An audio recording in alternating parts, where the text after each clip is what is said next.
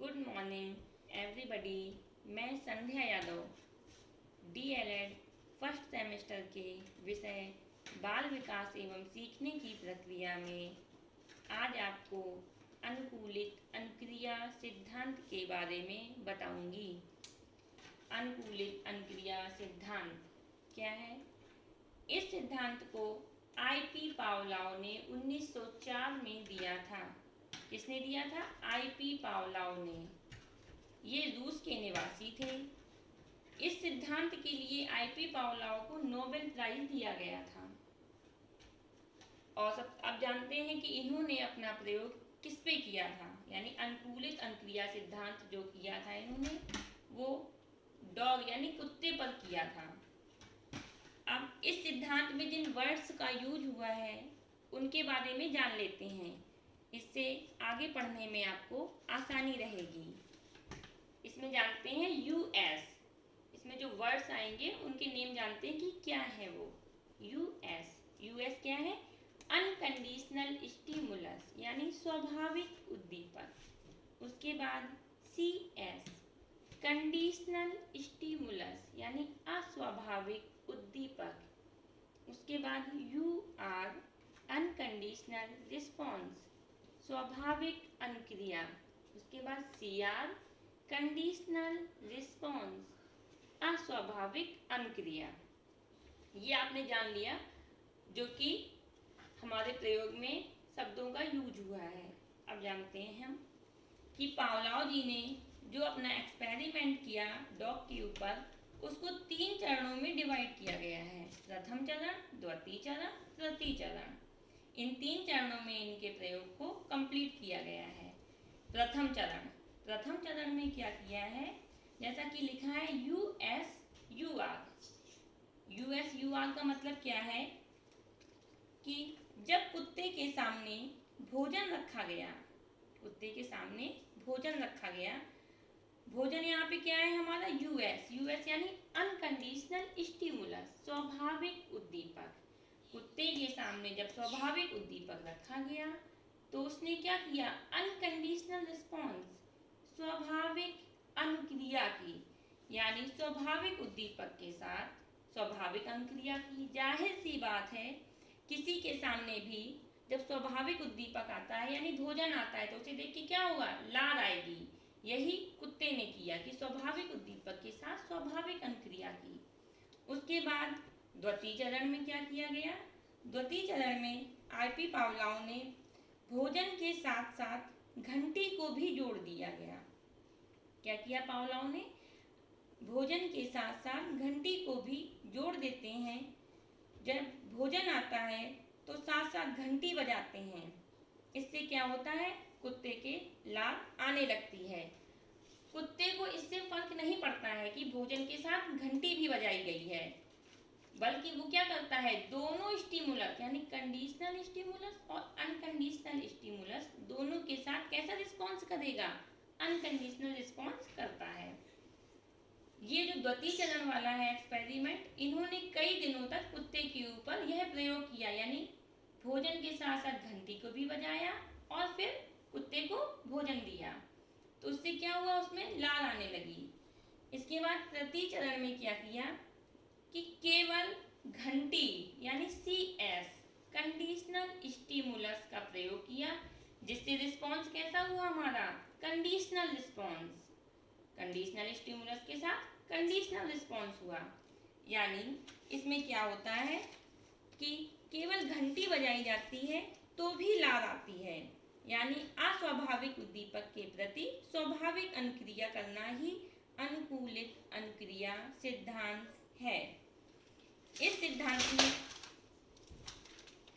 सिद्धांत में IP Pavlov ने क्या सिद्ध करने की कोशिश की है कि अस्वाभाविक उद्दीपक और स्वाभाविक उद्दीपक को जब एक साथ मिला दिया जाता है, अस्वाभाविक उद्दीपक प्लस स्वाभाविक उद्दीपक को जब एक साथ मिला दिया जाए तो उसके बाद स्वाभाविक उद्दीपक को हटा लेने पर किसी के सामने हम अस्वाभाविक उद्दीपक लाते हैं तो वह कैसी क्रिया करेगा? स्वाभाविक उद्दीपक के साथ जैसी क्रिया करता था वैसे ही वो अस्वाभाविक उद्दीपक के साथ भी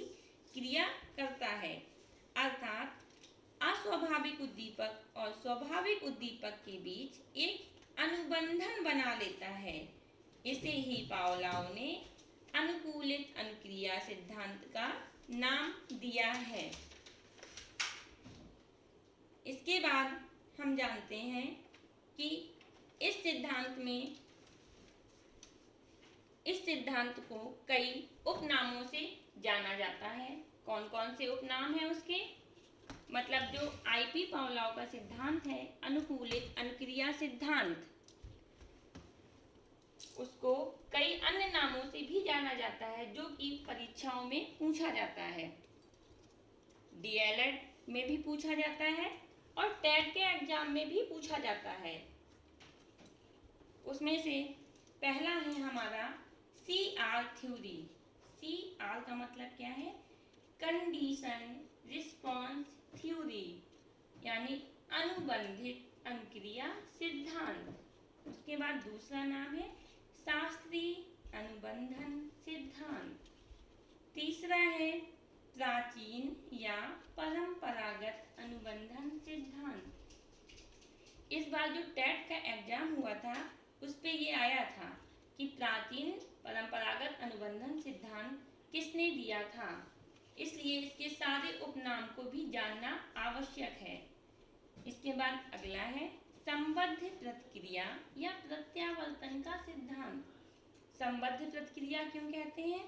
क्योंकि अस्वाभाविक उद्दीपक और स्वाभाविक उद्दीपक के बीच एक संबंध स्थापित कर लिया जाता है, इसलिए इसको संबद्ध प्रतिक्रिया सिद्धांत के नाम से भी जाना जाता है। लास्ट आता है अनुबंधन का सिद्धांत। अनुबंधन का सिद्धांत क्यों कहते हैं? क्योंकि इसमें एक बंधन बन जाता है किसके बीच? अनकंडीशनल स्टिमुलस और कंडीशनल स्टिमुलस के मध्य एक अनुबंधन बन जाता है, इसलिए इसे अनुबंधन का सिद्धांत भी कहा जाता है।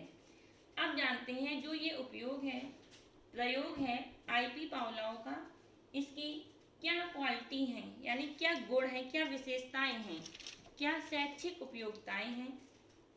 पहला है, इस सिद्धांत के द्वारा बालकों में लगभग सभी आदतों का निर्माण किया जा सकता है, जैसे स्वच्छता व सफाई से रहने की आदत, समय की पाबंदी तथा बड़ों का सम्मान करना। इसके बाद अगला पॉइंट है क्वालिटी में कि इस सिद्धांत के द्वारा बालकों को शब्दार्थ, गुणा, भाग, पहाड़े आदि को सिखाते समय भी इसका प्रयोग लाभदायक होता है। अगला पॉइंट है, इस प्रयोग के द्वारा क्या होता है? बुरी तथा अवांछित आदतों, भय तथा असामान्य व्यवहार आदि को समाप्त करने के लिए भी इसका प्रयोग किया जा सकता है। इसके बाद एक और पॉइंट है, इसके द्वारा यानी इस सिद्धांत के द्वारा क्या किया जा सकता है? भय, घृणा, अंधविश्वास आदि के वास्तविक कारणों को समझने में अनुकूलित अनुक्रिया सिद्धांत उपयोगी सिद्ध हो सकता है। और एक इम्पॉर्टेंट है इसका क्वालिटी कि मानसिक रूप से, यानी जो मंद बुद्धि बालक होते हैं, मानसिक रूप से पिछड़े व्यक्ति होते हैं, उनको पढ़ाने व प्रशिक्षित करने के लिए भी अनुकूलित अनुक्रिया सिद्धांत का प्रयोग किया जा सकता है। इसके बाद कभी कभी क्वेश्चन पूछ लिया जाता है कि अनुबंधन का जनक किसे कहा जाता है? अनुबंधन का जनक किसे कहा जाता है? तो किसे कहा जाता है अनुबंधन का जनक? आईपी पावलोव को अनुबंधन का जनक कहा जाता है, क्योंकि इन्होंने जो सिद्धांत दिया है, जो प्रयोग किया था, क्या नाम था उसका? शास्त्रीय अनुबंधन सिद्धांत।